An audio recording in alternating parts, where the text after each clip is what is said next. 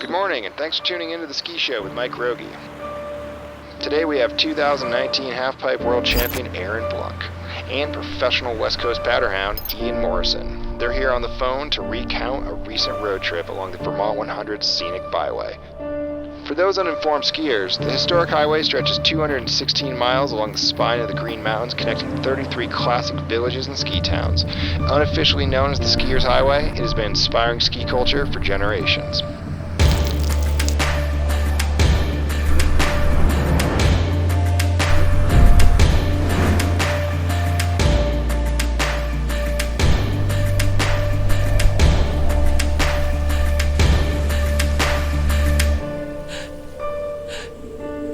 So guys, tell me about the trip. What did you expect? I wasn't sure, I wasn't familiar with how many resorts there was going to be, how many people there were going to be at them, but I was definitely surprised with how many people were there and how many different resorts were in such a short drive. It's funny, I'd always seen the stickers out in Whistler that said Ski the East on them, and I didn't really put two and two together until we actually got to the office, and I was like, oh, damn, these guys are sick. Welcome to Ski the East. What's up, Rooster? Good to meet you. Yeah. What's up, man? I'm Jeff. Nice to meet you. The guys at Ski the East are probably some of the most passionate skiers ever. I mean, you gotta think about the fact they won a Powder Segment of the Year award in the East. I think that speaks volumes to how good the skiing is in the East, how good they are at capturing the do or die attitude that the Ski the East guys truly have.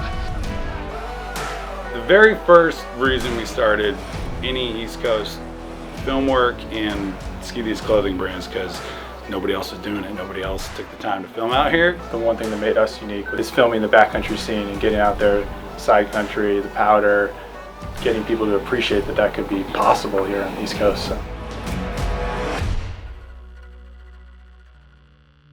The ski culture in the East Coast summed up in a couple words, I think I'd have to say all time. It's unlike anything else I've ever seen. The people are 100% diehards. They love it. I'm super glad I got to go out there and experience it. So what'd you guys think of the snow? I know every West Coaster has their qualms about East Coast snowpack. Little to my knowledge, there are many more kinds of snow than what I am used to. Snowing today, it was raining last night. We've basically experienced every form of weather you can experience over the last couple days. You've got blue ice, frozen ice, hard pack, granular, loose granular, machine pack granular. I think there's another granular, but I'm not really sure. They said there's packed powder, but we definitely didn't see any while we were there. Quite a few different options.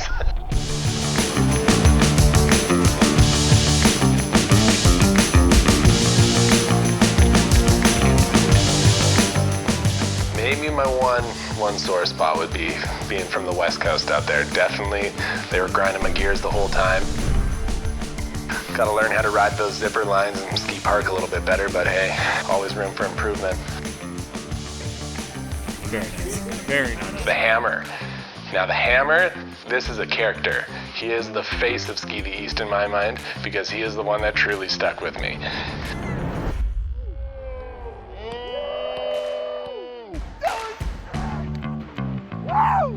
Dude, you see him and we're alright, this guy's gotta be a legend, and looking exactly what you think a 1980s Bud Light Moguls Tour star would look like.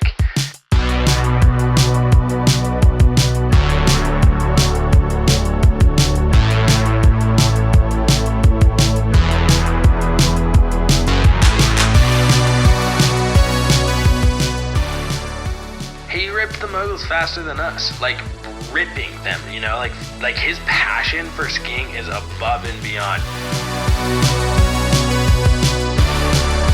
Yeah, buddy. Spring skiing in Killington, it was awesome.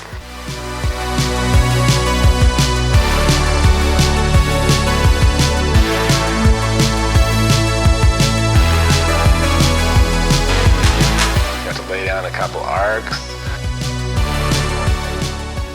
have a good time, watch Blunck ski some park. That guy's a savage. The vibe in Killington was awesome.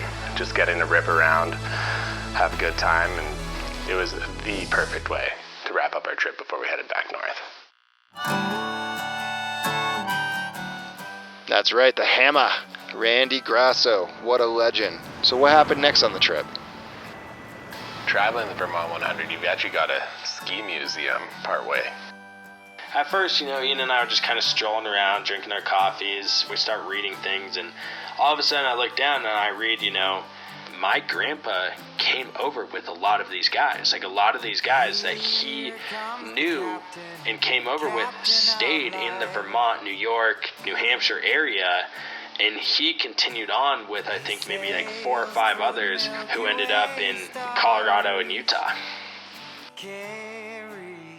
Right after that happened, Ian's upstairs, and he's like, yo, check this out. It's like my dad's Powder magazine photo. And I was like, oh, what? And it was just kind of like one of those, like, wow, this is like a small world, This is a Powder magazine cover that my dad shot in 2003. They've got a couple copies here at the Vermont Ski and Snowboard Museum. Super cool.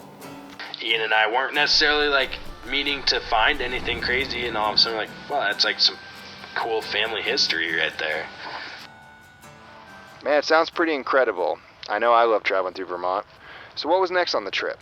When we stopped in Stowe, we actually got to meet up with my old coach and friend, Hans von Briesen. He started coaching this kid, and he saw a lot of potential in him, and Hans linked us up, and Luke was so polite, he's so mannered, and he was like, yeah, like, do you mind if I ski with you? And it was like, you show us where to go, and you show us, like, what the sick features are. Our hearts are beating, they beat us once a night. We step into the rhythm until we feel alive. Cool to kind of like ski with the kid and give him some pointers, and then, just feed off of his stoke. It was super rewarding, honestly. Like, it was very, very humbling, and I think it took both Ian and I back to our younger days. Bring the house down.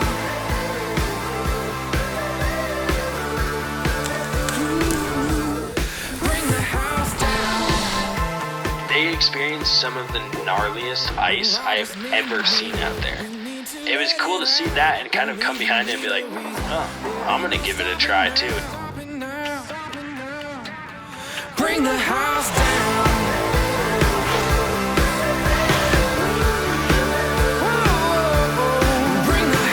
down. I'm going to bring the house. Mad River Glen is a one-of-a-kind ski experience. Ski it if you can. It's steep, it's got the single-person chair. It's super cool to roll into that place. It's like really a must-ski if you're out on the East Coast, for sure.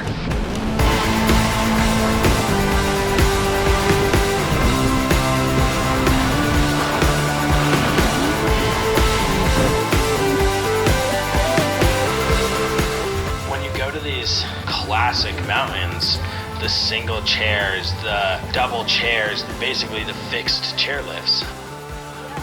You're riding those chairlifts and you just like embrace the culture, It's not necessarily about the skiing as much as it's about the conversations, the relationships that you're like building while you're on the ski hill.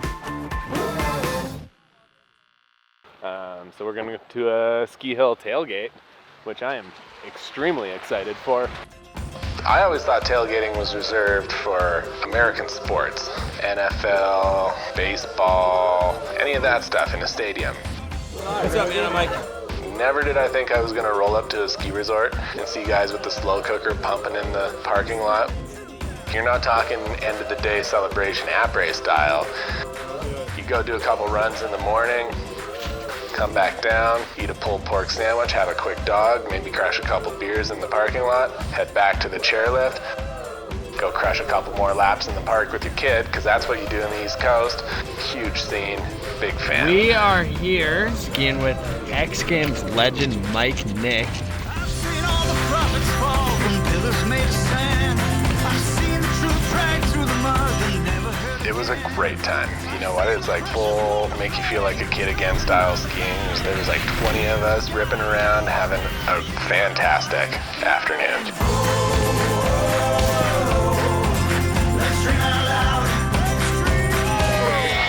welcomed into a place like that when you're so foreign in a way was so sick. You know, we're being embraced by these people and they really enjoy us, you know, it's cool. Hey, that sounds like an incredible trip. Is there anything you two reflect on now that it's over? You know, I reflect back on it, it was like the people that were there were so stoked that we were out there that they honestly like made it. Thanks, buddy. Yeah, absolutely. We had an unreal trip. It was just about going, checking out the ski culture, and if there was somewhere to go check out ski culture, that's it, for sure.